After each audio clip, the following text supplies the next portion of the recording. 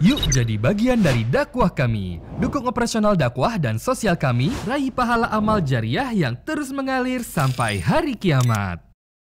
Bismillah, Assalamualaikum warahmatullahi wabarakatuh.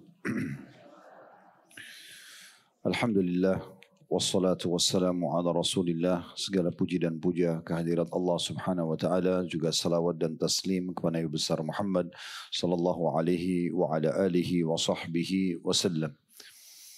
Bapak Ibu sekalian, seperti biasa, bila Allah subhanahu wa ta'ala mudahkan, kita akan melanjutkan pada buku kita yang ditulis oleh Khalid bin Muhammad al-Ansari, keutamaan dan buah manis sabar, disertai faktor-faktor pendorong dan perusaknya, dan contoh figur para penyabar. Kita masih di bahasan lembaran ke-6, masalah faktor-faktornya bisa merusak kesabaran. Kembali saya ingatkan diri saya dan Bapak Ibu sekalian, kalau sabar ini adalah sebuah perangkat kendaraan yang sangat istimewa, yang membuat kita bisa melalui roda kehidupan di muka bumi ini dengan sangat mudah di saat ujian datang. Sebagaimana syukur di sisi yang lain adalah kendaraan istimewa dan terbaik di saat kita sedang mendapatkan nikmat. Karena dua hal inilah yang telah diperintahkan oleh Sang Pencipta Allah subhanahu wa ta'ala untuk kita gunakan dalam kehidupan kita. Sudah sering kami ulangi dari awal sekali kita membahas tentang masalah sabar ini. Kalau di dalam meraungi dan menjalani kehidupan muka bumi ini, kita punya dua sayap kehidupan yang harusnya kita jaga dan kita imbangi. Satu sisi bersyukur kalau nikmat ada, sehingga Allah akan tambah sebagaimana firman-Nya, la in syakartum la azidannakum. Kalau kalian bersyukur maka saya akan tambah. Dan sabar di sisi yang lain, kalau seandainya sedang datang ujian, baik kecil ataupun besar, karena tidak ada pilihan lain kecuali kita bersabar. Kalau masih ingat, dan saya ingatkan kembali perkataan-perkataan mulia para salaf, diantaranya Umar bin Khattab radhiyallahu anhu berkata, bagian pegang bukunya ada di halaman 29, lau anna sabra wasyukra ba'iran ma balautu ayyuhuma rakibtu. Seandainya sabar dan syukur itu adalah dua ekor unta, maksudnya untuk menuju ke tujuan, niscaya aku tidak peduli manapun di antara keduanya yang harus aku tunggangi. Dan beliau berkata dalam statement yang lain, wajadna khaira aishina bis sabr. Kami menemukan bahwasanya kebaikan kehidupan kami justru dengan adanya kesabaran. Ada yang selalu mengatakan statement di negara kita ini, sabar ada batasnya, ya. Saya sabar tapi ada batasnya loh, misalnya gitu ya. Dia seperti mengancam orang yang mengganggu dia gitu ya. Padahal sebenarnya gangguan-gangguan yang datang itu juga sesuai dengan takdir Allah subhanahu wa ta'ala. Allah memang sedang ingin menguji kita dari orang itu, dari kejadian itu, ya, dari tempat itu. Karena memang Allah ingin memberikan pahala sabar. Harus dengan ujian baru pahala sabar itu bisa didapatkan. Dan Allah berfirman, innama yuwaffas sabiruna ajran bighairi hisab. Orang-orang yang sabar akan mendapatkan balasan tanpa ada hitungannya lagi. Dan ahli surga nanti pada saat masuk, dan semoga insya Allah kita termasuk, itu para malaikat berkata pada saat menyambut mereka di pintu surga, bima sabartum. Ini semua kalian dapatkan, kalian nikmati karena kesabaran kalian. Jadi jangan dianggap sabar itu sesuatu beban atau sesuatu yang negatif, tapi dia perangkat istimewa. Saya pernah menyampaikan juga statement Umar bin Khattab yang lain radhiyallahu anhu, beliau mengatakan orang yang sedang ada ujian ya dalam dua keadaan. Yang satu beruntung, yang satu rugi.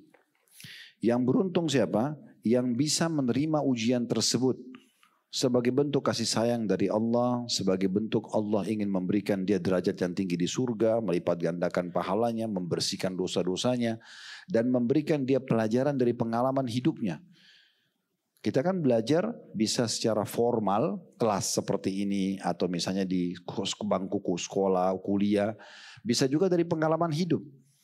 Nah, dari pengalaman hidup ini sekolah lebih mahal, gratis sebenarnya. Tapi orang banyak tidak paham kalau itu sebuah sekolah. gangguan orang, ya, gagal dalam usaha. Itu semua sekolah yang tidak formal, tetapi dia lebih mahal dari sisi nilai. Karena kita jadi langsung praktek dalam hidup kita. Kalau formalitas yang di kelas itu adalah teori, kayak kita sekarang belajar teori. Sama dengan orang di kelas-kelas sekolah misalnya itu di kampus. Tapi kalau kejadian dalam hidup kita, ada yang ganggu, kita sakit, ya, bangkrut usaha, ditipu orang, itu kan sekolah dan itu langsung kita praktek. Kita sedang menghadapi masalahnya dan kita sedang memikirkan solusinya. Ini sekolah yang sangat mahal. Maka beliau mengatakan, orang yang sukses, yaitu orang yang menerima itu sebagai ujian dari Allah. Allah takdirkan, Allah mau uji saya. Maka saya terima. Dengan ini secara otomatis dia dapat pahala. Kemudian dia mudah melaluinya. Orang yang sakit dan dia bisa menerima kalau itu ujian dari Allah, dia mudah melaluinya. Tetap aja dia proses untuk berobat segala macam, tapi dia tahu ini ujian dari Allah, semua ada pahalanya. Dan dia akan menemukan solusinya. Orang yang gagal adalah dia tidak menerima, gerutu, keluh kesah. Kenapa mendung sih? Kenapa hujan? Kenapa badai? Kenapa saya sakit? Kenapa orang ini saya kenal ya sehingga saya tertipu? Dia berkeluh kesah. Nggak ada manfaatnya karena tidak akan mengembalikan, tidak memutar waktu supaya kita tidak ketemu orang itu, tidak akan mengembalikan kita untuk selamat dari ujian badai itu, tidak akan. Kalau dia berkeluh kesah, dia bergerutu, maka dia memungkiri takdir Allah. Dosa. Berarti. Kemudian dia sulit melaluinya. Semua hidupnya menyalahkan tentang kejadian tersebut. Dan dia tidak akan menemukan jalan keluarnya. Semua pilihan di tangan Anda. Anda mau yang mana? Yang pertama kah? Kita bangun tidur sakit. Kalau kita pilih opsi pertama, oh Allah lagi uji saya. Sangka baik dengan Allah. Coba kita mundur 1 tahun ke belakang, 365 hari. Saya sakit 1 tahun, atau memang saya sehat selama 1 tahun, dan ini Allah uji saya dengan flu, demam 1 minggu aja sekarang. Kalau kita bersangka baik sama Allah, sebenarnya Allah datangkan ini supaya kita lebih mensyukuri nikmat sehat itu. Coba bayangkan Bapak Ibu sekalian kalau kita nggak pernah sakit. Nggak ada nilainya kesehatan kita. Tapi di saat kita meriang, kita demam, lalu di depan mata kita ada orang meneguk air dingin, air es. Situ kita lihat, enak banget orang kalau sehat ya. Nah itu datang, dan itu tidak setiap saat. Selalu ujian lebih sedikit daripada nikmat, selalu. Contoh lapar. Berapa lama kita lapar? Kita lapar misalnya nih. Terus kita cari makanan, kita kunyah. Anggaplah sejam proses laparnya. Dalam kondisi kita bicara normal kayak kita sekarang ya. Ada kesempatan, ada uang bisa beli makanan. Kita tidak bicara di wilayah yang sedang kelaparan. Anggaplah 1 jam Anda maksimal udah kelaparan. Misal contoh, Anda lagi cari restoran, misalnya belum ketemu, macet. Dan dengan proses Anda pesan makanan, proses Anda kunyah dan proses di usus, anggaplah 1 jam. Setelah kita kenyang, berapa lama lagi baru kita lapar? Bisa 4-5 jam. Ya enggak? Bisa bahkan sekali makan, besok baru kita lapar. Artinya ujian selalu lebih sedikit daripada nikmat. Itu enggak lama. Andai saja kita mau bicara adil, harusnya kita sehari kenyang, sehari lapar. Harusnya setahun kita sehat, setahun kita sakit. Harusnya begitu. Tapi Allah datangkan ini sebagai sekolah Bapak Ibu sekalian. Pembelajaran dalam hidup kita. Sangka baik dengan Allah Subhanahu Wa Taala. Itu mahal sekali ya. Mahal sekali ujian-ujian tersebut. Orang yang diuji sama Allah ini, orang yang sebenarnya sekolah tanda kutip. Kita kalau lagi tidak sekolah di satu lembaga, lagi di pinggir jalan, nggak diikutkan ujian di kampus kita. Yang ikut ujian yang mahasiswa. Orang-orang yang terpilih secara khusus. Makanya para nabi-nabi pun diuji oleh Allah SWT. Ujian itu banyak manfaatnya. Kita jadi menyadari kita punya Tuhan. Kita jadi kembali kepada Allah. Kita menyadari batas kita sebagai manusia. Kita jadi tahu berinteraksi sama orang lain. Dokter, berobat, pengalaman orang. Banyak sekali yang kita bisa dapat pelajaran. Kita bisa berbagi nanti pengalaman kita. Ada teman tetangga yang bilang, saya kok meriang banget. Oh kemarin saya minum obat ini cocok nih. Kita bisa berbagi sama orang. Itu semua dari pengalaman cobaan yang datang. Sehingga tidak ada gunanya Bapak Ibu kalau Anda gerutu, marah-marah. Makanya Nabi SAW kasih kata kuncinya. Jangan seseorang di antara kalian kalau sudah terjadi sesuatu. Dia mengatakan kalau seandainya begini dan begitu. Tapi ucapkanlah qadarallahu ma syaa fa'al. Allah sudah takdirkan, Allah menginginkan begitu. Tapi tidak ada takdir Allah yang buruk, nggak ada. Pastikan itu, semuanya baik. Walaupun yang paling pahit dalam hidup Anda. Anda tidak tahu, mungkin ujian yang sedang datang sekarang itu sebenarnya Allah menyegerakan hukuman yang tadinya akan dihukum di akhirat. Akan lebih susah. Karena pelanggaran kita terlalu berat misalnya. Kita tidak pernah tahu, bisa saja itu. Kan gitu. Karena kata Nabi SAW, seorang muslim, seorang mumin diuji oleh Allah SWT di dirinya, di hartanya, di keluarganya, sampai Allah membuat dia jalan di muka bumi tidak tertinggal satu dosa pun. Jadi ada manfaatnya besar, gitu kan? Kecuali Anda menjadi manusia yang tidak pernah buat salah, mata Anda nggak pernah lihat haram, telinga nggak pernah dengar haram, lidah Anda nggak pernah ucapin haram, tangan nggak pernah jamah haram, kaki nggak pernah melangkah tempat haram. Mungkin tidak ada ujiannya, bisa saja. Tapi ini banyak kesalahan-kesalahan kita dan tidak cukup dengan istighfar. Kata Nabi SAW dalam sebuah hadis yang lain, ada dosa tidak cukup dengan istighfar. Allah akan datangkan ujian penyakit pada orang tersebut. Karena kadar dosanya, misalnya 10, istighfarnya cuma 2. Gak mempan. Belum bisa membersihkan. Dengan penyakit, maka bisa jadi 10, bersih semuanya. Dan pernah kami sampaikan, kalau dibersihkan dosa Bapak Ibu sekalian, kita Anda istighfar, Anda taubat dengan ujian-ujian datang, maka Anda akan mendapatkan 2 manfaat besar. Yang pertama, Anda selamat dari hukuman konsekuensi dari pelanggaran tersebut. Karena dosa itu kan hukuman. Anda kerja di kantor, Anda melanggar, Anda pasti dihukum. Sangat dekat dengan ancaman. Itu kurang lebih dosa, maksiat itu sama dengan pelanggaran, dekat dengan hukuman. Yang kedua, fasilitas yang tertahan kena pelanggaran itu akan kembali. Anda kalau dimaafkan oleh perusahaan, Anda bisa kembali kerja. Gaji tetap dapat. Itu kan manfaatnya pemaafan. Nah seperti itu. Jadi selalu kita berpikir hal-hal yang baik teman-teman sekalian. Ya. Begitu juga Ali berkata radhiyallahu anhu, ini sudah pernah kita bahas, cuma saya ulangi karena bagi saya ini penting sekali. Apalagi pertemuan cuma sebulan sekali, dalam membedah buku ini terlalu lama waktunya ya. Maka kita perlu ingatkan kembali. Kata Ali radhiyallahu anhu, as-sabru matiyatun la takbu wal qana'atu sayfun la yambu. Sabar adalah kendaraan yang tidak akan pernah terpeleset. Kendaraan yang paling bagus, istimewa untuk menyelamatkan kita itu sabar. Dan sikap qanaah adalah pedang yang tidak pernah meleset. Semua orang diuji. Saya pun merasakan ujian tersebut. Ada beberapa orang yang berbau dalam hidup kami, menipu, ya misalnya ada utang tidak bayar. Seperti Bapak Ibu alami. Ada seseorang, teman saya berkata begini, kenapa enggak dilaporin saja? Kenapa enggak dibalas saja? Kenapa enggak begini dan begitu? Kalau saya sudah selesaikan ini, saya akan balas semuanya.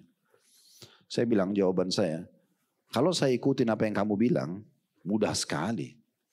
Ke polisi, laporin, selesai. Saya punya bukti-buktinya. Atau saya balas secara fisik, bisa saja saya menang misalnya. Berantem atau apa bisa tonjok-tonjokan bisa saja. Tapi di mana pahala sabar dari ujian ini? Di mana pahala sabar? Sekarang justru ujian ini datang, di sini puncaknya kita raih pahala sabar. Harusnya di sini sabar, karena kalau bukan ujian kapan kita mau sabar? Di mana kita dapat pahalanya? Dia bilang subhanallah saya tidak terfikir. Saya bilang ya, justru di situ ujiannya. Bukankah Nabi Muhammad SAW Nabi dan di fase Mekah menjadi raja, punya kekuatan militer. Nabi itu teman-teman sekalian semua nabi-nabi termasuk Nabi Muhammad SAW diberikan kelebihan kekuatan 10 orang laki-laki. Semua nabi-nabi ya, termasuk Nabi Muhammad SAW untuk membela agama Allah. Jadi kalau nabi itu kalau berhadapan 10 orang baru berimbang dengan beliau sendiri. Kekuatannya itu. Tapi waktu di Madinah jadi raja, beliau nabi, beliau punya pasukan, beliau kuat secara fisik. Apakah beliau selamat dari gangguan orang? Hampir setiap hari orang munafik di Madinah mengganggu Nabi. Kisah ifk. Kisah tentang tuduhan Abdullah bin Abi Salul bahwasanya Aisyah istri Nabi berzina dengan Safwan. Dia nggak nanggung-nanggung ini. Dia fitnah istri Nabi yang merupakan ratu di saat itu berzina. Sampai Nabi sendiri membela sambil mengatakan, kenapa ada orang yang berbicara seperti ini? Sementara saya tahu istri saya sangat mulia. Dan laki-laki yang dituduh itu sahabatku, Safwan maksudnya, tidak pernah masuk ke rumahku kecuali dengan izinku. Kalau Nabi saja begini, dan beliau bersabar menerima itu. Akhirnya Allah berikan jalan keluar dalam surah An-Nur dibela. Kalau Aisyah ternyata tidak berzina gitu kan. Maka Anda jangan khawatir dengan fitnah. Anda difitnah, Anda berzina, Anda selingkuh. Itu memang disitulah pahala sabarnya. Kalau Anda tidak melakukannya, pasti firman Allah benar. Innallaha yudafi'u 'anil ladzina amanu. Allah akan membela orang-orang beriman. Anda demi Allah akan dibela, cepat atau lambat. Allah datangkan pembelaan tanpa Anda tahu dari mana. Orang yang kita tidak kenal pun membela kita. Sering terjadi gitu. Kami secara nasional kadang-kadang diserang, saya tidak tahu dari mana asal muasalnya. Kita nggak buat. Teman-teman tim bilang, gimana Ustaz? Tenang aja, sabar. Gak usah dilayani, kita banyak berikan komentar sana sini. Nanti jadi salah. Tadinya kita benar bisa jadi salah kalau banyak ngomong. Gak usah banyak ngomong, ini ujiannya. Sabar, benar datang pertolongan yang kita tidak sangka. Secara nasional datang bantuan. Orang yang kita tidak kenal pun membela. Kuasa Allah SWT. Itu faktanya. Dan datanya begitu. Kalau Anda mau ya seperti itu. Kalau enggak ya cara yang lain. Akhirnya kita gondok-gondokan sama orang, berantem, emosional. Kita santai aja. Kalau kita tidak lakukan, Allah akan bela. Kalau Anda betul melakukan perbuatan tersebut, kesempatan Anda jadikan itu momentum introspeksi diri. Istighfar kepada Allah, kembalikan hak orang lain. Aman berarti. Jadikan itu justru teguran dari Allah. Hanya melalui orang tersebut. Clear, selesai. Simple sekali gitu kan. Ini ada orang sudah salah, bela diri lagi. Makin kemana-mana. Tidak ada habisnya. Ya, maka ini perlu digarisbawahi. Itulah lahirnya sabar itu.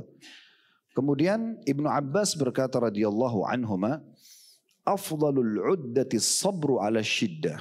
Ketahuilah, perbekalan yang paling baik, paling utama adalah bersabar saat menghadapi kesulitan. Disitulah ya puncaknya. Kemudian Al-Junaid berkata, ini masih statement berlanjut ya, di halaman 30-nya. Sabar itu adalah tajarru'ul murarati min ghairi ta'abbusin. Sabar adalah menelan kepahitan tanpa cemberut. Memang begitu definisinya. Memang begitu definisinya. Oh saya nggak bisa sabar, ya berarti tidak ada pahala. Kan gitu. Kecuali Bapak Ibu sekalian, Anda satu-satunya manusia di muka bumi yang diuji, cuman Anda yang sakit gigi, cuma Anda yang demam, cuma Anda yang keseleo, cuma Anda yang ditipu, cuma Anda yang digibah, difitnah. Oke, wajar Anda marah. Ini satu dunia semuanya sama. Ya kan? Saya sering kasih contoh itu di sini, Bapak Ibu yang hadir saja. Ada nggak di sini orang yang belum pernah difitnah? Saya mau kasih mic biar bicara. Pengalaman saya Ustaz 30 tahun saya nggak pernah difitnah. Coba. Atau nggak pernah digibah, digunjing, nggak pernah diceritakan. Atau di sini ada yang hadir selama utangin orang semuanya bayar, ada? Lu sudah tahu kan gitu. Berarti semua orang laluin. Beruntunglah orang yang sabar, rugilah orang yang tidak bisa sabar karena dia tidak, yang satu dapat raih pahala, ini tidak raih pahalanya. Karena tidak ada solusinya kecuali sabar. Ini teori sederhana tapi banyak orang yang tidak menetapkan dalam hidupnya. Padahal ini keselamatan. Inilah jalan yang terbaiknya. Al-Hasan Basri berkata rahimahullah, as-sabru kanzun min kunuzil khair la yu'tihi Allahu illa li'abdin karimin indahu. Kesabaran, kata Hasan Basri, adalah salah satu pembendaharaan kebaikan yang Allah tidak berikan kecuali kepada seorang hamba yang mulia di sisinya. Kalau Bapak Ibu udah ada ujian bisa sabar, berarti Anda hamba-hamba pilihan Allah. Allah pilih Anda. Karena kalau untuk guru itu gampang. Ya kan? Balas kejahatan orang gampang. Tapi kalau Anda bisa dikasih sabar, justru Anda anggap itu, sudahlah, itu urusan dia sama Allah, saya tetap bisa bersama. Itu berarti istimewa tuh. Nah, itu istimewa di situ. Bisa sabar dalam keadaan sebagaimana kalau ada nikmat kita bersyukur. Nah, gitu. Sa'id bin Jubair rahimahullah berkata, as-sabru i'tiraful abdi lillahi bima asaba minhu wahtisabuhu indallah. Sabar adalah pengakuan seorang hamba kepada Allah dengan musibah yang menimpa darinya. Oh ya, ini Allah lagi uji saya terima. Sebagaimana kalau tidak kita samakan sama Allah. Kalau pimpinan atau owner perusahaan Anda menetapkan satu peraturan, Anda suka tidak suka harus lalui. Ya, kalau tidak berarti keluar dari perusahaan. Kalau di bumi ini kita mau lari kemana dari Allah? Allah kasih ujian ya sudah. Gak ada pilihan. Orang sabar itu pahalanya akan didapatkan, kata beliau, kalau orang tahu ini musibah ujian dari Allah. Masalah penyebab itu semua cuma bahan ceritanya orang. Ini yang sebabnya orang cerita saya, ini orang fitnah saya, ini orang datang utang sama saya. Itu sebabnya. Intinya kita sedang diuji sama Allah. Intinya itu. Sabar gak? Dan pengharapan seorang hamba untuk mendapatkan pahala di sisinya. Itu kesabaran. Dia tahu ini ujian dari Allah, dia terima, kemudian dia pun berharap dengan itu Allah berikan pahala. Maimun bin Mihran berkata, "Mana la 'abdun syai'in min jismil khairi min nabiyyin aw ghairi illa bis sabr."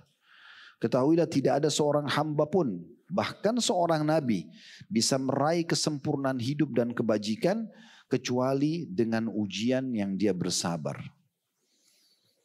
Umar bin Abdul Aziz rahimahullah berkata, "Ma an'amallahu ala 'abdin ni'matan fantaza'aha minhu fa'adahu makanaha as-sabr illa kana ma 'awwadahu khairan mimman taza'ahu min." Kata beliau, tidaklah Allah melimpahkan suatu nikmat kepada seorang hamba lalu dia mencabutnya. Misalnya ibu dan bapak lagi sehat lalu dibuat sakit. Kita lagi mampu sukses lalu jatuh, ya. Kata beliau, tidaklah Allah melimpahkan sebuah nikmat kepada seorang hamba lalu Allah angkat nikmat itu. Dari sehat sakit, dari sukses langsung gagal gitu ya. Allah angkat. Lalu Allah ganti dengan dia terima dengan bersabar, kecuali yang sabar itu lebih baik daripada apa yang diambil darinya. Karena pasti setelah kesabaran, kalau Bapak Ibu lagi ada ujian, percaya Bapak Ibu sekalian teorinya, kalau Anda ada ujian, sebagaimana ada garis startnya, ada garis finishnya. Jangan pernah bilang ini kapan saya keluar dari masalah ini. Akan keluar. Tinggal orang keluar itu meraih satu pelajaran penting dalam hidupnya dan meraih maksimal pahala. Atau dia keluar dalam kondisi tidak ada apa-apa yang dia dapatkan. Bahkan dapat murkanya Allah. Semua ada start, ada finish. Semuanya di muka bumi ini. Anda makan, dia ada mulai, ada akhir. Anda tidur, ada makan, ada mulai, ada akhir. Ya. Apa saja semuanya begitu. Hidup pun kita lahir, kita akan mati. Ada susunan. Semua, ujiannya pun sama.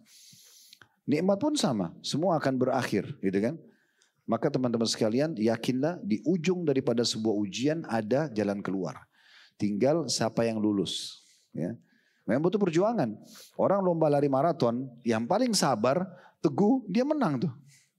Kalau pertengahan lari, udahlah capek, saya nggak mau lanjut. Ya sudah, nggak apa-apa, tapi nggak menang. Kan itu.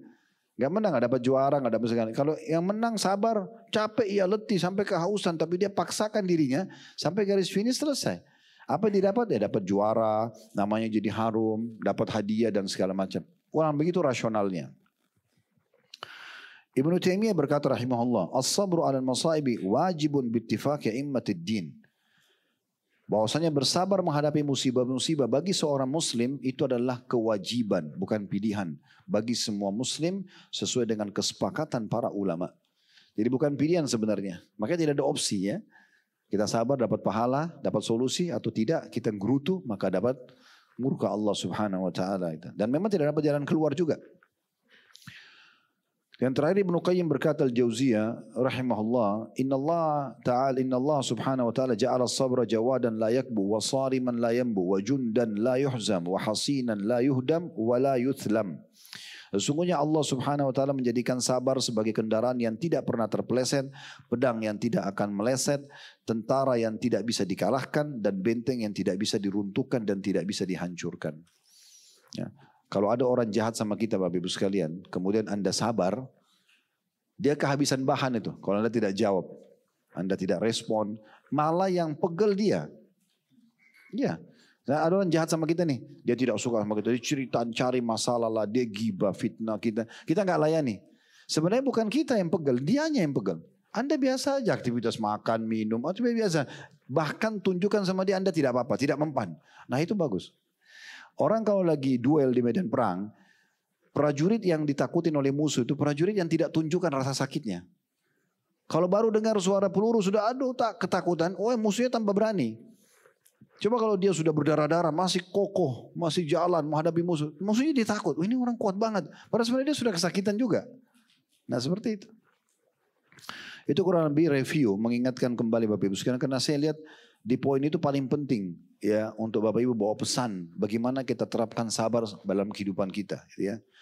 Dan kita masih di lembaran ke-6 tadi saya bilang faktor-faktor yang merusak sabar, kita sudah sempat membahas tentang sikap gundah ya. Ini selalu dan dia mirip dengan poin nomor 3 gelisah, gundah gelisah ya. Setiap ada masalah dia selalu jadikan itu sebagai beban pikiran. Kalau Anda anggap itu biasa, bukan pemikiran, oh Allah lagi uji saya, bangun tidur sakit, ya sudahlah.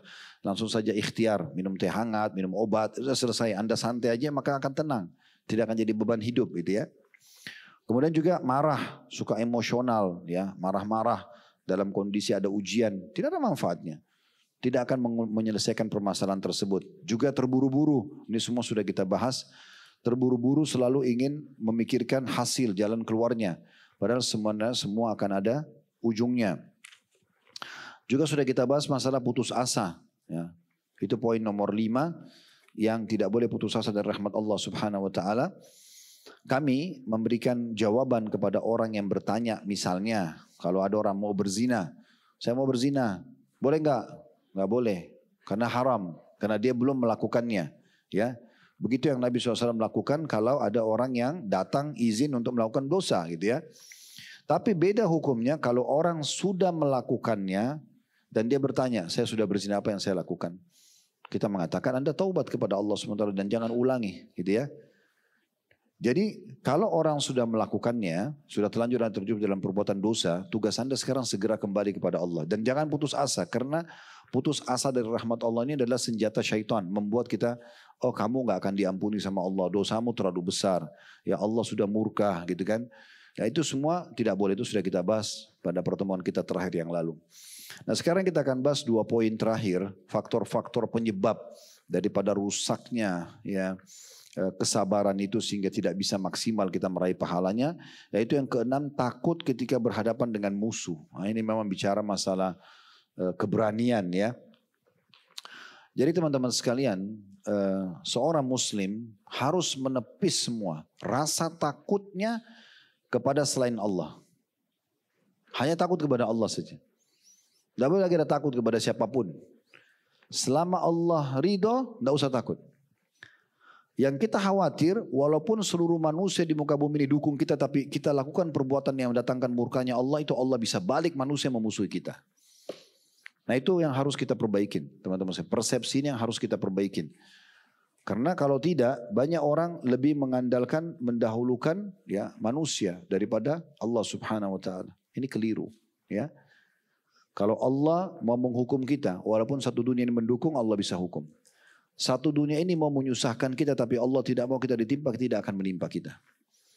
Walaupun Anda cuma sama Allah saja. Kalau Anda kembali kepada kisah para nabi-nabi ya, kisah Nabi Nuh, kisah Nabi Hud, kisah Nabi Saleh, kisah Nabi Shu'aib, kisah Nabi Musa, Nabi Ibrahim, yang kaumnya membangkang, ya, kejam-kejam kaumnya itu. Siapa yang tidak kenal kekejamnya Fir'aun? Istrinya aja sendiri Asia dibunuh sama dia, jadi kan kena beriman pada Musa. Semua orang yang menolak ketuanya dibunuh, gitu kan? Tetapi nabi-nabi ini karena sangat yakin mereka sedang bersama dengan Allah, nggak takut sama sekali nggak takut. Ya, mau pasukannya besar, mau kekuatannya besar, mau dia raja, pokoknya dia salah, maka dia akan dikalahkan. Itu secara hukum sudah pasti.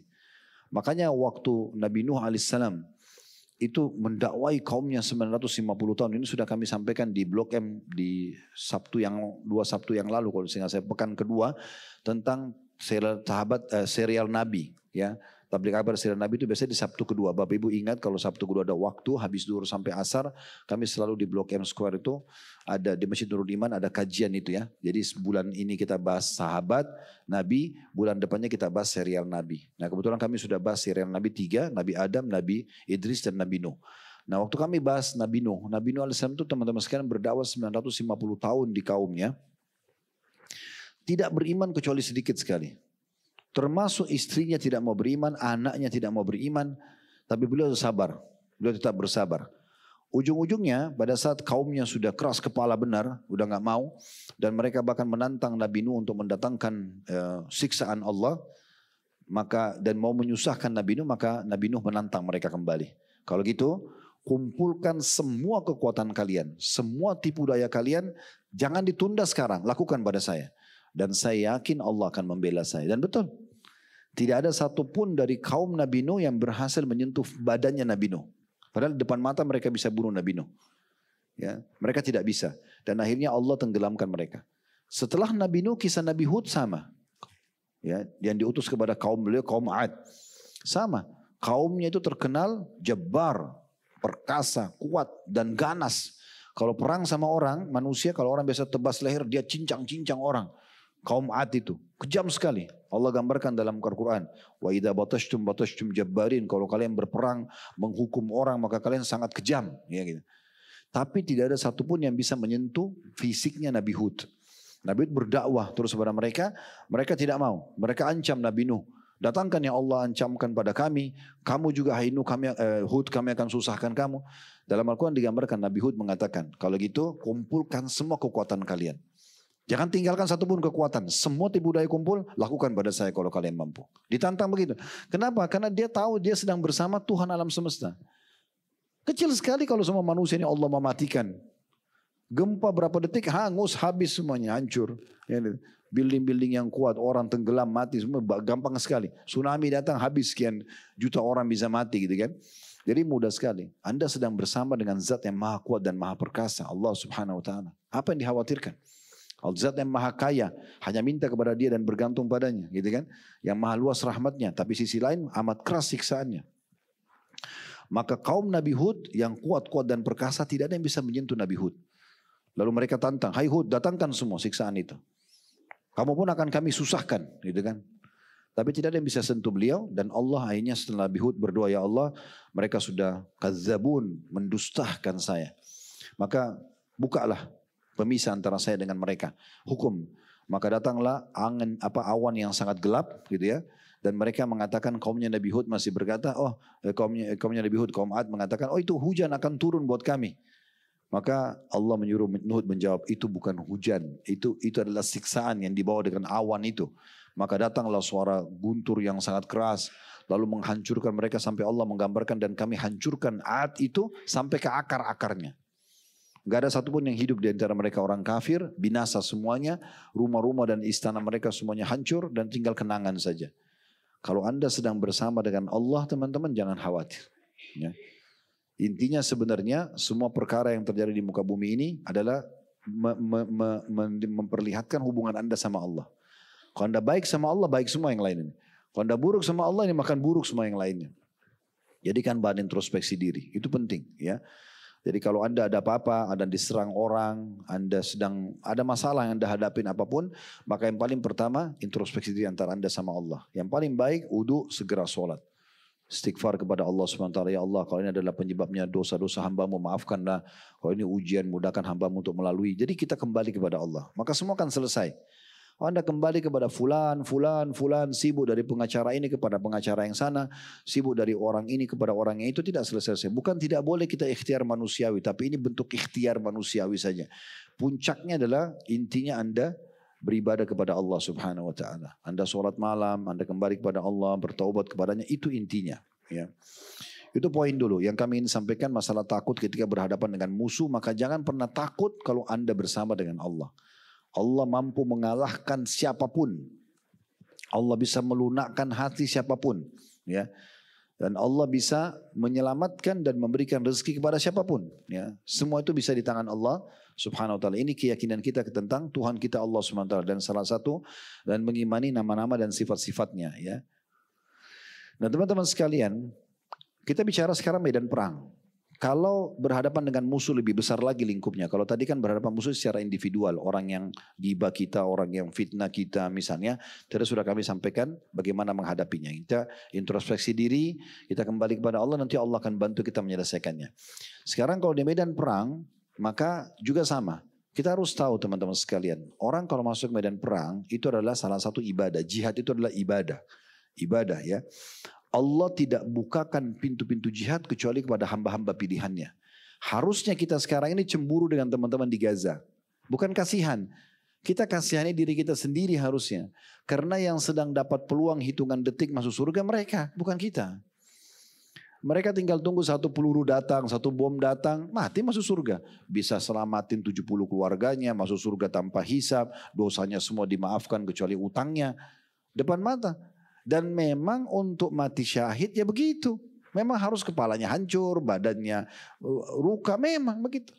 Makanya kata Nabi SAW, orang yang mati syahid, maka akan keluar dari luka-luka tubuhnya itu, darahnya pada hari kiamat tetap seperti sama, dan keluar darah tapi darahnya lebih wangi atau baunya seperti kasturi. Untuk menunjukkan memang mereka luka di jalan Allah SWT. Memang jihad begitu. Ya. Perlu Anda garis bawahi poin penting. Anda pun kalau masuk medan perang teman-teman, Anda tidak akan mati kecuali memang ajal datang dan Allah pilih Anda sebagai orang yang mati syahid. Makanya Allah bilang dalam Al-Quran, liyattakhidha minkum syuhada. Allah akan memilih orang-orang masuk medan perang itu yang menjadi mati syahid. Jadi nggak usah khawatir, saya ikut perang, dia saya mati. Tidak, belum tentu Anda mati. Dan memang secara fakta dan data sejarah, selalu orang yang mati syahid lebih sedikit daripada orang yang hidup. Di peperangan Nabi Muhammad SAW, di perang Badr tahun 2 Hijriah, itu di 15 Ramadan tahun 2 Hijriah terjadi di perang Badr, kurang lebih 170-an kilometer dari kota Madinah. Waktu itu jumlah muslimin 314 orang bersama Nabi. Ya. Musuh 1000. Dan waktu itu peperangan beda sama kita sekarang. Orang pedang sama pedang. Hadap-hadapan begini. Jadi 90% mati. Ya. Karena pedangnya diayunkan, dihantamkan, kena mati. Kita selamat tangkis musuh yang ini, belum tentu musuh dari kanan kita selamat, belum tentu dari kita selamat, belum tentu dari belakang kita selamat, belum tentu selamat dari panahnya orang depan. Jadi luar biasa. Tapi tahu berapa orang yang mati syahid? Dari 314, 60. Kenapa bukan semuanya mati? Allah memilih siapa di antara mereka yang Allah mau menjadikan syuhada. Karena ini istimewa banget. Ya kan gitu. Di perang Uhud, kekuatan muslimin 700 orang. Menghadapi Quraisy 3.000 orang. Artinya hampir 3 kali lipat dari kekuatan muslimin. Yang mati syahid cuma 70. 10%-nya. Gitu kan? Sedikit sekali orang mati syahid itu. Di perang Ahzab, setelahnya perang Khandaq, itu yang mati di antara muslimin yang riwayat sahih Sa'ad bin Mu'ad. 1 orang sahabat. Padahal waktu itu jumlah pasukan Ahzab 10.000. Muslimin 1.000 orang. 10% kepada muslim. Yang mati Sa'ad bin Mu'ad. Ada beberapa sahabat yang luka kecil tapi tidak mati. Gitu kan? Itu pun mati saat meninggal radhiyallahu anhu setelah hukuman suku Quraidah. Ada kisah panjang dalam perang Ahzab tentunya. Anda bisa lihat di kajian Sirah Nabawi kami. Di perang Khaybar juga tidak ada yang mati kecuali 2-3 orang. Padahal jumlah muslimin 1.400 orang. Melawan pasukan Yahudi waktu itu di setiap benteng ada 1.000, berarti sekitar 9.000 pasukan. Kemudian di pembebasan kota Mekah, di perang Bani Mustalik juga sama. Tidak ada korban kecuali kecil sekali. Intinya selalu korban lebih kecil. Pembebasan kota Mekah, 10.000 pasukan muslim datang dari Madinah, itu tidak ada yang korban kecuali 1-2 orang. Ya. Di perang Hunain, di lembah Hunain melawan suku Hawazim juga sama. Yang terbunuh cuma belasan orang, sementara pasukan muslim itu 12.000 orang. Jadi selalu lebih sedikit gitu ya.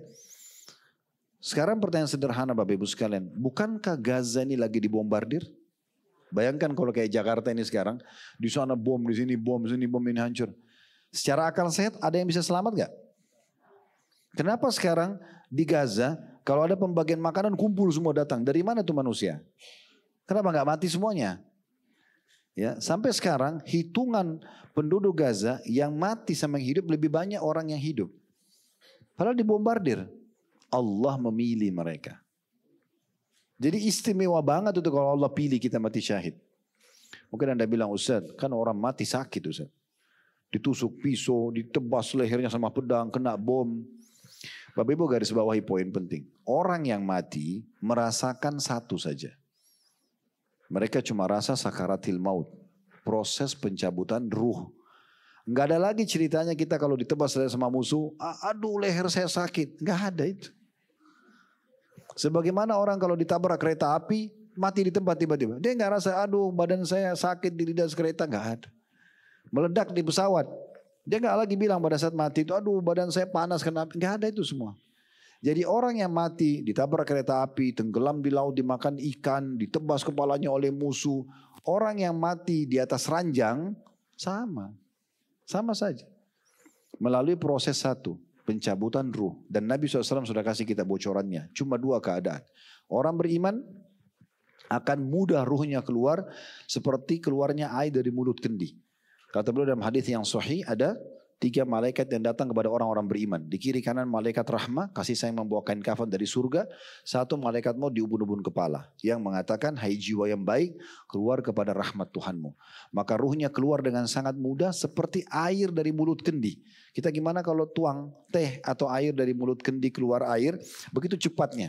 Belum sesaat keluar, diambil oleh malaikat rahmah, dibungkus dengan kain kafan dari surga, dibawa ke langit.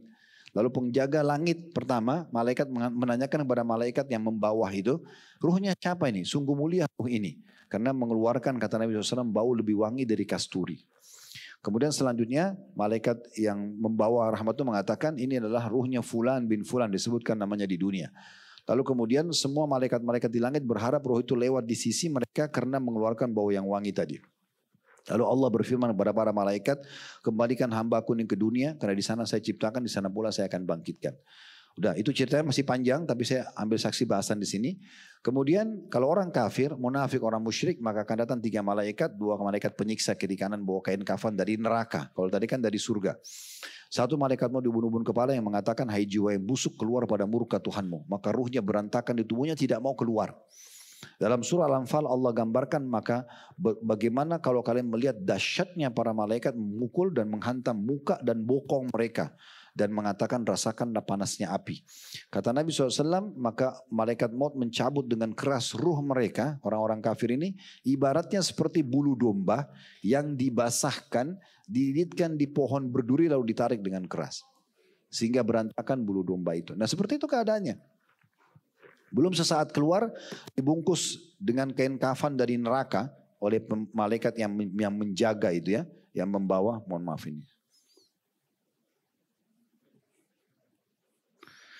Jadi dibungkus dengan kain kafan dari neraka, kemudian dia dibawa ke langit. Baru tiba di langit pertama saja, maka para malaikat di langit pertama mengatakan, siapa ini? Ditanya malaikat penyiksa tadi yang bawa ruhnya.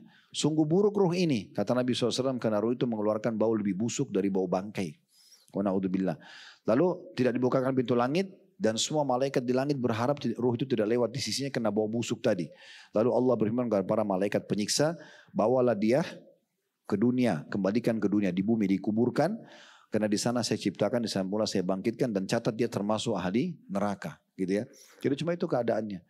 Jadi orang yang mati semua ini bahan ceritanya manusia. Oh dia mati karena sakit kanker. Oh dia mati karena tabrakan. Dia mati karena tsunami. Ini bahan cerita. Intinya ajalnya datang. Dan prosesnya cuma sakaratil maut. Itu aja. Ini yang membuat teman-teman kenapa para sahabat Nabi, para tabiin, para orang-orang yang faham ini. Mereka nggak berani, nggak takut. Mereka berani untuk mati di medan perang. Karena mereka tahu kalau tidak ajal belum datang tidak akan mati. Kalaupun mati itu luar biasa istimewa. Karena mati terbaik adalah mati syahid. Kata Nabi Muhammad SAW, tidak ada orang yang mati masih berharap kembali ke dunia kecuali orang yang mati syahid. Dia berharap kembali ke dunia hanya untuk mati lagi. Jadi kalau kita terbunuh nih, kayak teman-teman kita di Palestina, kalau mereka bisa ngomong secara teori agama, Nabi SAW orang yang terpercaya, As-Sadiqul Masduq SAW mengatakan pada kita, bahwasanya tidak ada orang yang mati ingin kembali kecuali orang mati syahid dan berharap dia dibunuh kembali. Jadi kalau kita sekarang teman-teman yang di Gaza yang dibom itu dihidupkan kembali, mereka cerita sama kita, mereka tidak berharap ngobrol sama kita lama, mereka berharap itu bom dilempar lagi sama Yahudi kena lagi. Karena begitu dia kena, di saat detik-detik itulah semua hijab matanya terbuka. Dia bisa lihat surganya, dia bisa lihat semua apa yang Allah janjikan. Jadi akhirnya mereka jadi berpikir, oh hanya dengan begini dapat ini semua, ya udah balik lagi ke dunia. Begitu. Anda coba ketik nanti habisin di searching di Google tentang syuhada Badr dan syuhada Uhud. Itu ada ayat Al-Quran yang turun. Janganlah kalian mengira orang-orang yang mati syahid, orang yang mati di jalan Allah itu mati tapi mereka di sisi Tuhan mereka. Mereka gembira terhadap apa yang Allah berikan pada mereka. Dan mereka menyampaikan berita gembira kepada orang yang belum menyusul mereka agar mereka jangan takut dan jangan sedih. Apa sebabnya ayat ini turun? Dikarenakan sebab turunnya ayat ini, beberapa syuhada, kata Nabi SAW yang mati syahid pada saat itu, di 2 lokasi ini, mereka karena lihat pahala yang sangat besar, mereka minta kepada Allah, ya Allah tolong kembalikan kami ke dunia lagi. Supaya kami terbunuh lagi. Karena hanya dibunuh lalu dapat semua ini. Apa susahnya? Hitungan detik gitu kan. Apalagi dia sudah tinggal lihat malaikat cabut ruhnya. Gak dirasa lagi senjata-senjata yang kena tubuhnya. Maka Allah mengatakan, sudah menjadi peraturanku tidak bisa lagi kembali ke dunia setelah mati. Karena kita cuma sekali mati. Allah bilang dalam Al-Quran, la yatukunal mauta illa mautatal ula. Mereka tidak rasakan mati kecuali mati yang pertama saja. Nanti kalau kita sudah mati, kita akan hidup abadi. Makanya dalam istilah agama kita, mati itu adalah sebuah pintu menuju kepada kehidupan abadi. Jadi nggak perlu kita khawatir dengan mati, karena setelah mati kita akan khalidina fiha. Kekal selamanya di surga. Kalau beriman tapi orang kafir ya dia celaka. Kekal selamanya di neraka gitu kan. Jadi memang harus melalui proses kematian itu. Nah seperti itu. Jadi orang-orang yang mati di jalan Allah Subhanahu Wa Taala ini tidak ada sesuatu yang mereka perlu khawatirkan. Ya, tidak perlu khawatirkan. Maka mereka bilang, ya kata Nabi SAW, Allah bilang mintalah. Mereka bilang, ya Allah kami berharap kami kembali ke dunia supaya kami terbunuh lagi. Kata Allah Subhanahu Wa Taala, sudah menjadi peraturanku tidak ada lagi kembali ke dunia setelah kematian yang pertama. Maka mereka bilang, kalau gitu tolong sampaikan berita gembira kepada saudara-saudara kami yang belum menyusul kami. Jangan mereka takut, tidak usah khawatir. Kami sudah lihat depan mata. Udah mati aja di jalan Allah, selesai. Nah gitu. Seperti itulah Quran Nabi gambarannya. Dan kelebihan kita sebagai seorang muslim, Bapak Ibu sekalian, kita yang diberikan bocoran-bocoran luar biasa. Anda mau tahu kisah tentang umat sebelum kita? Walaupun kita tidak hidup di masa Nabi Adam, Nabi Nuh, Nabi Saleh, Nabi Syuaib, kita tahu ceritanya semua. Dalam Al-Quran digambarkan. Awal histori manusia dari Nabi Adam diciptakan dari bahan apa, sampai masuk surga, sampai digoda syaitan, sampai turun ke bumi, turun-turunannya semuanya, sampai semua itu sudah kita tahu. Yang kita butuh untuk kehidupan kita sekarang, mana yang boleh, makanan, minuman, pergaulan, pendapatan, hukum-hukum syariat sudah ada. Anda mau masa depan, prosesi kematian, alam barzah, tentang hari kebangkitan timbangan amal, tentang surga neraka, ya semua sudah dirincikan. Bahkan kalau kita baca tentang surga dari hadis Nabi SAW, seperti kita sedang lihat pintu gerbangnya begini, taman-tamannya begini, bidadarinya begitu, baju-bajunya, makanannya, segala macam hal. Neraka juga seperti kita lihat, siksa yang paling rendah itu seperti ini, siksa yang di atasnya lagi seperti ini. Jadi dirincikan semuanya. Jadi semua kita sudah tahu bocorannya. Jangan kita menganggap dan ragu, oh ini benar gak ya? Itu gak boleh, karena itu rukun iman kita. Nah, kejadian-kejadian umat-umat sebelum kita dari para sahabat Nabi yang sudah mati syahid dan mereka menyampaikan berita gembira kalau orang yang akan menyusul, maka itu adalah berita benar ya. Tinggal kita mau atau tidak. Saya mungkin Bapak Ibu bisa juga searching di YouTube ya, kalau mungkin di YouTube tentang orang mati syahid tersenyum. Nah, gitu ya. Banyak itu. Ada yang meninggal tuh hari di Syria, ada yang meninggal di Palestina. Mereka ada yang bahkan sebelum meninggal dalam proses sakarat dia senyum ketawa, anak muda ya, itu wajahnya tampan banget, masya Allah bercahaya. Dia bilang, ya Allah surga seluas langit dan bumi, saya sedang melihatnya, jangan kalian ragu. Habis itu meninggal. Ada itu, ya tapi dalam bahasa Arab dia ngomong, ya itu bukan satu dua orang. Allah Subhanahu Wa Taala datangkan untuk kita jadikan saksi. Di masa Nabi Muhammad SAW kan pernah Nabi ceritakan tentang waktu Handalah meninggal mati syahid di perang Uhud, itu kan? Handalah itu perang Uhud itu terjadi Bapak Ibu sekalian 16 Syawal tahun 3 Hijriah di Uhud, di lokasi perang Uhud. Handalah ini itu kan hari Sabtu terjadi perangnya. Hari Jumat dia menikah. Hari Jumat malam dia menikah. Dia selepas sholat subuh, berhubungan biologi suami istri dalam kondisi dia junub. Pas waktu duha, belum sempat mandi, utusan Nabi Muhammad keliling kota Madinah. Karena belum ada mikrofon, belum ada media kayak kita sekarang. Maka keliling, hai muslimin, Quraisy sudah tiba di Uhud. Ayo kita keluar, Rasulullah mewajibkan laki-laki perang. Nah, orang laki-laki semua yang beriman keluar. Handalah ini belum mandi junub, dia pakai baju perang lalu dia ikut perang. Subhanallah, dia termasuk yang mati syahid di perang Uhud. Anda bisa ketik kisah Handalah mati syahid di perang Uhud. Waktu jenazah para syuhada dikumpulin, Nabi SAW melihat satu-satu mendoakan. Pas Handalah Nabi buang mukanya. Maka akhirnya sahabat mengatakan, ya Rasulullah ada apa dengan Handalah? Apakah ada sesuatu yang buruk terjadi padanya? Kata Nabi SAW, saya diperlihatkan oleh Allah istrinya dari bidadari menjemputnya. Ini Nabi fakta sampaikan, istrinya dari bidadari menjemputnya gitu kan. Dan dia sekarang sedang dimandikan junub oleh malaikat. Maka Handalah itu julukannya Gasilul Malaika, dimandikan oleh malaikat. Ini cerita Nabi yang sampaikan. Fakta lapangannya ada, datanya ada gitu. Kalau kita tidak percaya Nabi, lalu siapa yang kita akan percaya? Jadi seperti itu realitanya. Maka tadi yang saya bilang itu nanti tolong dicari ya tentang contoh-contoh orang yang mati syahid tersenyum di YouTube. Itu dilihat, Habib sekalian lihat banyak cuplikannya itu. Yang meninggal dulu waktu perang Afghanistan dengan Rusia.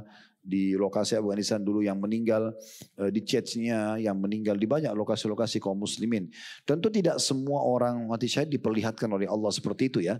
Tapi 1-2 orang sebagai sampel, gitu kan? Tidak semua juga orang meninggal kafir dalam kondisi badannya busuk segala macam. Tapi 1-2 orang Allah perlihatkan untuk jadi pelajaran. Nah seperti itulah. Nah kalau kita masuk ke medan perang, di poin nomor 6 ini, kita disuruh bersabar teman-teman, menghadapi musuh. Jadi sabar aja. Dan kalau kita berperang teman-teman sekalian, sudah masuk di kancah jihad, yang membunuh musuh bukan kita, tapi Allah subhanahu wa ta'ala. Oleh karena itu kita tinggal berusaha saja. Allah berfirman kepada para sahabat di perang Badar, "Falam taqtuluhum walakinnallaha qatala wa ma ramaita walakinnallaha rama." Engkau tidak membunuh mereka pada saat melempar panah, melempar tombak, mengayunkan pedang ya, tapi Allah lah yang melempar dan membunuh mereka. Makanya kalau Bapak Ibu baca tentang kisah perang Badar itu unik sekali ya. Di situ ada satu sahabat di antara kisahnya namanya Abdullah bin Mas'ud. Abdullah bin Mas'ud ini orangnya sangat kurus, ya, badannya kecil, dan dia saking kurusnya, tapi Nabi SAW tegur ya orang-orang yang pernah menertawakan beliau. Beliau pernah naik di atas pohon kurma dan angin kencang tersingkap kedua betisnya, dan saking kecilnya betisnya sampai ditertawakan sama sebagian sahabat. Lalu kata Nabi SAW, apakah kalian menertawakan kedua betisnya Ibnu Mas'ud? Demi zat yang jiwaku dalam agama yang sungguh dua betis itu lebih berat daripada gunung Uhud di timbangan amal hari kiamat. Punya kedudukan luar biasa. Intinya waktu selesai perang Badar, sahabat-sahabat banyak yang menawan musuh. Abdullah bin Mas'ud menawan Abbas. Abbas ini paman Nabi. Abbas ini Bapak Ibu sekalian badannya sangat tinggi besar. Kekar ya. Suaranya keras. Sampai digambarkan Abbas itu kalau teriak dari salah satu gunung Mekah bisa terdengar di kota Mekahnya. Jadi saking besar dan kekarnya badannya, suaranya keras gitu ya. Waktu ditawan yang tahan ikat tangannya Abdullah bin Mas'ud. Lalu Abbas teriak-teriak kesakitan. Kata orang-orang, wahai Abbas, ya, walaupun dia waktu itu masih dalam keadaan kafir, Abbas nanti masuk Islam pembebasan kota Mekah. Sebelum pembebasan kota Mekah. Mereka bilang, kenapa kau teriak-teriak? Yang pegang kau ini siapa? Dia bilang, hampir saja tangan saya dipatahkan sama dia. Lalu Nabi SAW ingatkan, sesungguhnya bukan kalian, tetapi Allah mengutus para malaikat.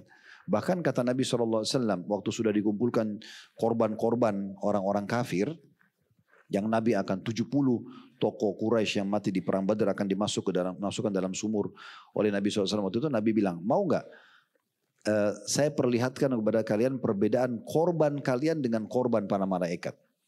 Mana yang dibunuh oleh malaikat, mana yang kalian bunuh gitu kan. Maka kata para sahabat, tentu ya Rasulullah. Kata Nabi SAW, yang kalian temukan di leher musuh itu tertebas dan ada luka bakar dan jari-jari musuh terputus, itu adalah korban para malaikat. Karena Allah bilang dalam surah Al-Anfal kepada para malaikat, tebaslah leher-leher mereka dan potonglah jari-jari mereka. Jadi itu Nabi sampaikan live gitu ya. Jadi sebenarnya teman-teman kalau kita sama-sama musuh dan kita benar, itu Allah berikan kita kemenangan. Allah memudahkan kita untuk bisa membunuh. Walaupun mereka tuh senjatanya mutakhir. Garis bawah juga poin penting ya. Belum pernah dalam sejarah Islam, belum pernah sampai hari ini pasukan Islam itu lebih banyak jumlahnya dan lebih mutakhir senjatanya. Belum pernah. Belum pernah. Di perang Badar, perang Nabi deh. Tadi saya bilang 314 lawan 1000. Di perang Uhud 700 muslim lawan 3000. Di perang Ahzab itu 10.000 pasukan musuh 1.000 muslim. Begitu seterusnya, selalu lebih sedikit jumlahnya. Selalu lebih sederhana. Makanya kata Umar radhiyallahu anhu, bekal terbaik kalian waktu mengutus pasukan adalah bertakwa kepada Allah. Tunduk dan patuh pada Allah, ikuti peraturannya, kerjain sholat, berdoa, zikir, lakukan itu, baca Quran, jauhi maksiat. Karena selalu kekuatan kalian di situ, bukan di senjata, bukan di jumlah. Ketahuilah, musuh-musuh kalian memiliki jumlah dan senjata yang lebih kuat. Ya, kata Umar kepada pasukannya kalau ngutus ini. Karena beliau tahu, itu waktu beliau utus teman-teman sekalian untuk menyerang, menaklukkan wilayah Persia, di masa beliau di tahun 16 Hijriah, itu pasukan Sa'ad bin Abi Waqqas cuma 30.000 orang, melawan 250.000. 30.000 lawan 250.000 itu sekitar 80 kali lipat lebih besar gitu ya. Jadi jumlahnya mereka banyak banget ya, 8 kali lipat dari kekuatan umat Islam. Tapi menang ya. Di tahun 15 sebelumnya ke negeri Syam itu jumlah pasukan muslimin 12.000 melawan 250.000 pasukan Persia Romawi. Begitu seterusnya. Waktu menembus Mesir tahun 20 Hijriah di tangan Amr bin As, jumlah pasukan muslim 8.000 ditambah 4 orang sahabat yang Umar bilang keempat orang ini satu orang kekuatannya sama 1.000 orang. Melawan satu Mesir puluhan ribu pasukannya tapi kalah mereka. Makanya Umar bilang kekuatan kalian ditakwa kepada Allah. Musuh selalu lebih banyak jumlahnya dan senjatanya. Tapi kekalahan mereka karena mereka kufur, mereka maksiat pada Allah. Kalau kalian maksiat juga sama Allah, tidak menjaga hubungan sama Allah, pasti kalian kalah. Karena jumlah sama senjata pasti kalian lebih kalah. Jadi kekuatan kita justru di situ.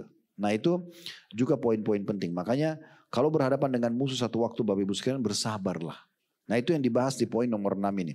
Perhatikan kata penulis di sini, takut ketika berhadapan dengan musuh. Berdasarkan sabda Nabi SAW sebagaimana dalam hadits Abu Hurairah radhiyallahu anhu, la tamannau liqa'al adu fa idza laqitumuhum fasbiru. Jangan kalian berharap untuk bertemu dengan musuh.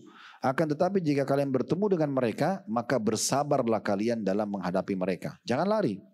Karena lari dari medan perang, sifat pengecut ini tidak ada dalam Islam. Kita kalau berperang, target utama mati syahid. Anda bisa bayangkan kalau orang masuk medan perang mau mati bagaimana? Pasti dia akan berusaha cari kematian tersebut, dia akan nyerang musuhnya. Nah itu. Kalau tidak, maka berarti kita pulang dengan kemenangan. Jadi Islam tidak pernah kenal namanya kalah. Tidak ada kalah dalam Islam. Justru kalau mati, kita punya 10.000 pasukan. 10.000 semua mati terbunuh itu kemuliaan. Ya, itu targetnya. Memang mengejar surga gitu ya. Walaupun tadi sudah kita bilang tidak akan semuanya pasukan itu mati. Kuasa Allah Subhanahu wa taala mereka ya itu diselamatkan oleh Allah Subhanahu wa taala. Ya. Di sini makna hadis Nabi SAW. Di sini makna hadis Nabi SAW, la tamannu liqa'al adu, jangan kalian berharap bertemu dengan musuh. Hadis ini teman-teman sekalian disebutkan oleh Nabi di perang Khaybar. Di perang Khaybar. Waktu itu Nabi SAW menyerang dengan 1.400 orang pasukan ke wilayah Khaybar. Tadi saya bilang ada 9 benteng Yahudi. Satu benteng ada kekuatan 1.000 orang, berarti sekitar 9.000 pasukan. Dan ini Bapak Ibu sekalian, waktu sebelum berangkat Nabi sudah bilang, Allah menjanjikan kita akan menang. Khaybar akan kita taklukkan. Maka sahabat gembira semua karena janji ini. Udah pasti kita menang. Tetapi bukan berarti Nabi duduk manis. Nabi tetap mengepung satu benteng pertama. Ya, itu namanya benteng Naim. Itu dikepung oleh Nabi sekitar 43 hari. Baru bisa tembus. Jari kelingking Nabi itu sempat kena anak panah dan luka. Gitu kan. Jadi memang perbekalan makanan sempat habis. Memang begitu kondisi dan keadaannya. Oleh karena itu teman-teman sekalian, kita tetap harus ikhtiar gitu ya. Nah waktu pertama tiba di Khaybar, ada beberapa orang Yahudi lihat pasukan muslim datang. Mereka sebenarnya lebih banyak, tadi saya bilang sekitar 9.000 orang. Dan mereka ketakutan. Banyak di antara mereka masuk ke benteng mereka, tutup pintu gerbang segala macam. Lalu para sahabat takbir, Allahu Akbar, kita menang gitu kan. Maka Nabi SAW menyampaikan sabda beliau ini. Jangan kalian berharap bertemu musuh. Berharap musuh kalau dengar kita keluar sebagai pasukan muslim mereka lari. Itu yang kita harapkan. Mereka sudah, yang penting mereka takut dengan kaum muslimin supaya mereka tidak sebarkan kekufuran dan maksiat mereka. Tapi kalau mereka tetap mau melawan kita, kita bersabar. Nah begitu ya. Lalu kata Nabi SAW, jangan kalian berharap bertemu dengan musuh. Kalau kalian bertemu maka bersabarlah. Dan di saat itu Nabi SAW juga mengingatkan dalam sabda beliau yang lain, jangan kalian berteriak-teriak pada saat menyebut nama Tuhan kalian. Karena kan sahabat teriak, Allahu Akbar, teriak-teriak gitu. Kata Nabi, jangan kalian teriak. Karena yang zat yang kalian sedang panggil tidak tuli. Allah SWT dengar. Gak perlu untuk teriak-teriak. Ya, kita cukup dengan adab dan tata kerama dalam menyampaikan hal tersebut. Nah ini kurang lebih gambaran teman-teman sekalian berhubungan dengan masalah sebab yang bisa merusak faktor kesabaran. Yang keenam yaitu takut ketika berhadapan dengan musuh, dan sudah alhamdulillah panjang lebar kita sampaikan masalah itu. Kedepannya kita akan lanjutkan di sebab yang ketujuh terakhir, masalah melakukan seruan-seruan jahiliyah. Ini ada bahasan sendiri ya tentang masalah kalau bapak ibu menghadapi kematian, terutama ibu-ibu, jangan sampai ucapin doa-doa buruk, jambak rambutnya, robek-robek bajunya, kenapa dia meninggal, kenapa dia begini, itu tidak boleh dalam Islam. Ya namanya niyahah, itu akan ada bahasan sendiri nanti. Subhanakallahumma bihamdika asyhadu an la ilaha illa anta astaghfiruka wa atubu ilaik. Wassalamualaikum warahmatullahi wabarakatuh.